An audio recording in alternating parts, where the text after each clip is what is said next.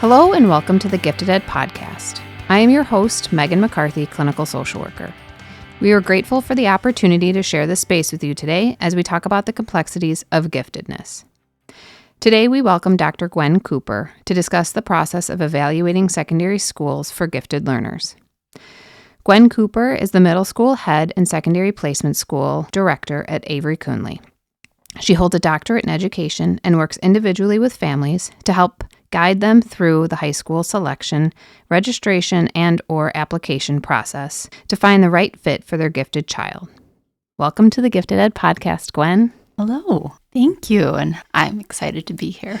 So finding a high school is often both exciting and anxiety-inducing for families.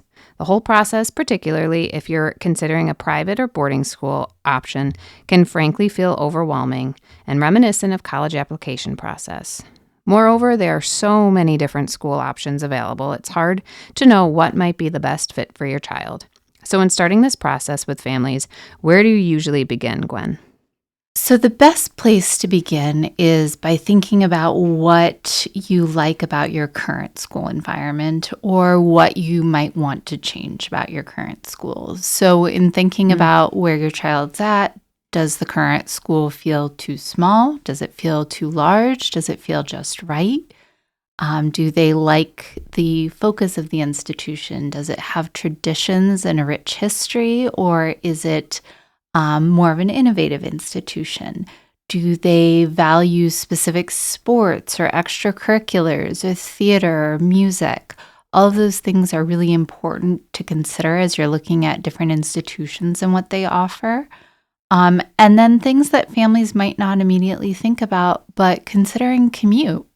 Are you right next to your school? Is it a neighborhood school with friends in the area? Or are you currently going somewhere further away where friends aren't in the neighborhood? Those are all things to consider when looking at potential high schools. And then the last thing that I always think that's important to consider is the different types of classroom environments for where your child's currently at and what they like.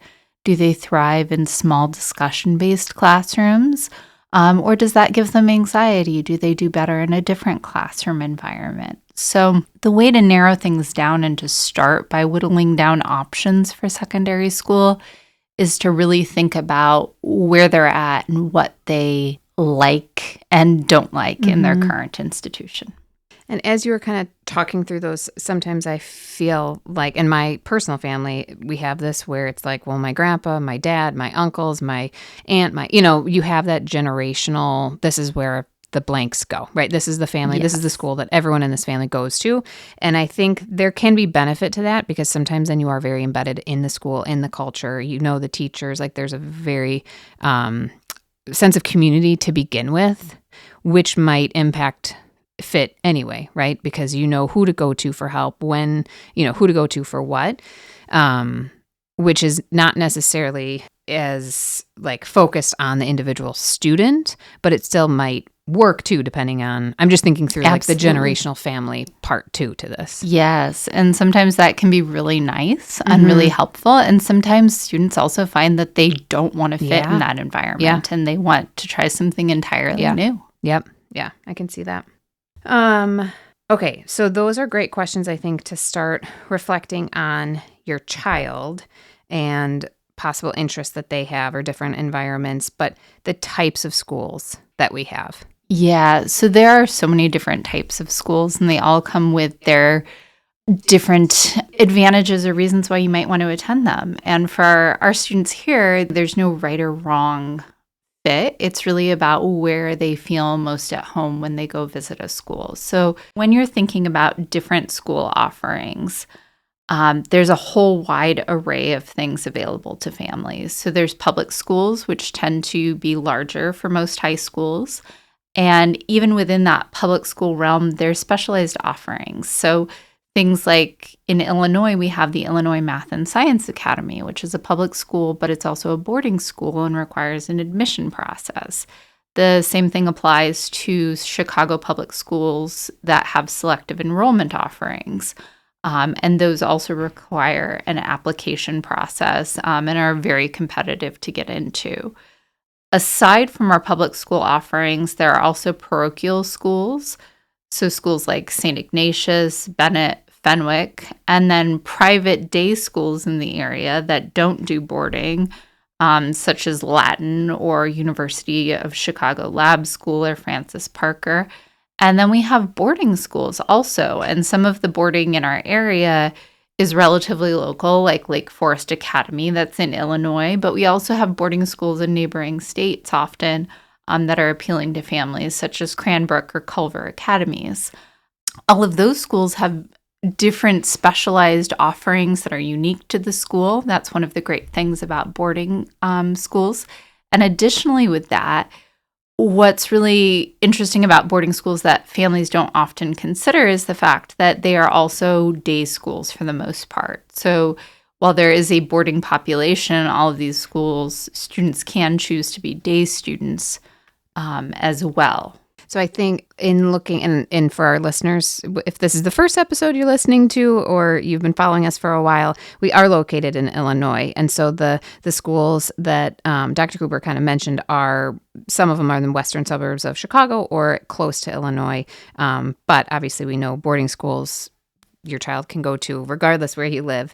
And it seems like when you talk about like the passion and the different parts of giftedness, right? There can be music, there can be art, there can be more different academic realms. The boarding schools I always find so fascinating with the different kind of flavors that each of them have. Yeah, so there are so many different unique offerings with boarding schools that they really have specialized things available to students, from signature programs and heavy focuses on robotics and extracurriculars, to schools that are next to the water that have really rich aquatics programs or marine biology or rowing, to schools like Thatcher in California and Ojai, where the students each day, freshman year, have a horse, and their responsibility is to care for the horse and wake up at the crack of dawn to ultimately shovel out stables, to Exeter, where their entire school uses the Harkness method for everything from humanities courses to math classes. Everything is discussion based. So what's really unique about boarding environments is the specialization that you can find there and how it can really cater to different students' passions and gifted pursuits. It's also really unique in the fact that boarding schools offer the opportunity for families and for students to have everything on one campus. So it's an all-in-one situation, which is great, since so many of us are driving around to different extracurricular offerings and trying to do that in the evening. And fit that puzzle pieces after school with the homework load. And obviously public is different because that is based on, where you live, but the other ones, when you initially in the beginning, when you're talking about peers, the neighborhood friends, right? Like you have that obviously within the boarding schools that you're all very close together, but private and parochial, you might be making friends who live 50 minutes away. And so that's another huge factor too, when you put in all the extracurriculars and the homework, is access to friends, right? And how important that becomes even more vital to the student development and social emotional development in high school. The other part, just given conversations I know we've had in previous episodes with public, is for your child, whether you're a parent or teacher listening to this, who is gifted, if their academic needs and neurodiversity fall more within accommodations, then those can still be serviced through a 504 plan generally without needing special education. So those 504 accommodation plans could be brought to other schools, and there can be a conversation during the admission process about what accommodations can the family access for their child. Obviously, within public school, that would be within the 504 plan. And then if your child is more in need of modifications and special education services, then that would be granted through the public schools. So that might, depending on the learning needs of your child or student, that might determine right off the bat what the best fit is for their learning style and learning needs. Very much so. So if we can kind of take a step back from like the broader picture of what the schools can offer, if I'm have a near middle school student or a middle school student, what are some things that I could consider at each group level as we enter middle school, whether it's 5th through 8th or 6th through 8th? Yeah. So in 5th grade, that's usually just the opportunity to adapt to middle school. Students are coming in from lower school or from primary school. And so they don't need to be worrying about high school or considering that in any regard. It's really about experiencing the things that a middle school has to offer. So usually that's additional club offerings, extracurriculars, finding areas of passion and interest, and having the opportunity to explore those. And I'd say the same thing holds true for 6th grade as well. 6th grade does pose the opportunity to begin to kind of dip your toes into the water of looking at different offerings. So it is an opportunity that if you have a secondary school fair, or there are high schools that your child might be interested in, or you're on vacation and you just want to go look at a different school and look at the environment, those are all great opportunities, but nothing to take seriously. It's not really until you hit 7th grade that you want to seriously start considering what next steps might look like and what schools are of interest. So that's when, particularly in the springtime of the 7th grade year, that's when you want to start reaching out to schools and possibly doing visits to figure out what the campus is like, what the students are like, what the admissions team is like. If you're going for private school, public schools sometimes offer tour days or information nights. Typically that's in 8th group more than at the 7th group level. And then when you really are serious about things, it's great if you can whittle down some of those offerings in 7th grade. But the fall of the 8th grade year is when students begin that application process for private, parochial, and boarding schools. And later in that fall year, usually December, January, public schools are also asking for course recommendations, and that registration process kicks off. So is it fair to say kind of 5th grade, and obviously having been a social worker, mostly working with middle school for most of my career, and you being middle school head, the exposure to 5th grade, it's almost their first opportunity to their day in most schools, regardless whether you're independent or public school or private, you change classes most of the time once you enter middle school. So their day-to-day mimics as close to high school setting as possible. Yes. And a lot of times that's when you really do see a change in learning behaviors and learning needs, because you have so many different teachers throughout the day, you have movement throughout the day, you change classes throughout the day. We're almost getting a sense, allowing 5th grade or 6th grade to be time just to like let that settle in and figure out what works, what doesn't work, what your passions are. And like you said, the clubs and exploration of extracurriculars is huge, but it kind of just letting your child feel the day-to-day of what the day is going to look like in high school. Very much so.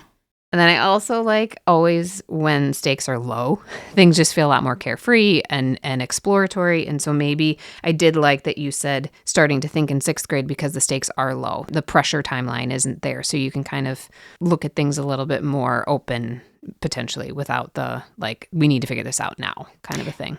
Yeah. And really that also goes for 7th grade as well. Okay.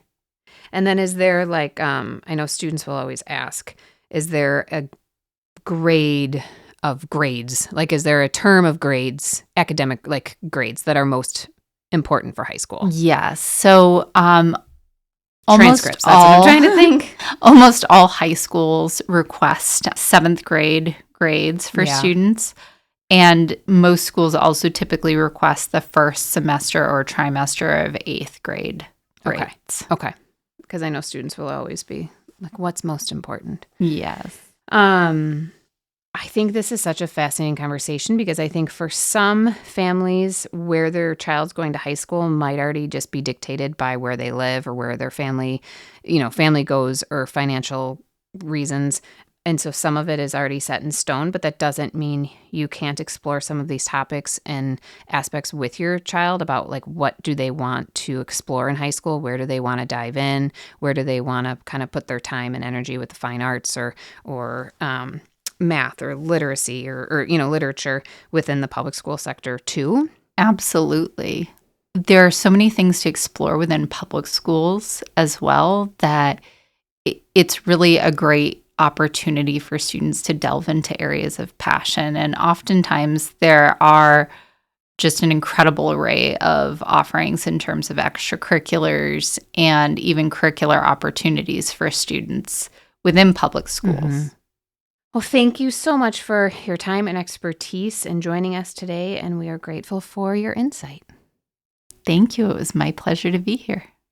So before we close out, I wanted to leave you with a reflection question, and that is, can you select one student in your classroom, or if you're a parent, think about your child, and what gifts or talents of theirs would you want their secondary school to embrace or further develop? And secondly, are there high school options in your area that align with those gifts and talents? We want to thank you for joining us in this space today. Please subscribe to the Gifted Ed podcast to stay up to date with our latest episodes. Stay tuned for our next episode that continues to unpack the complexities of giftedness.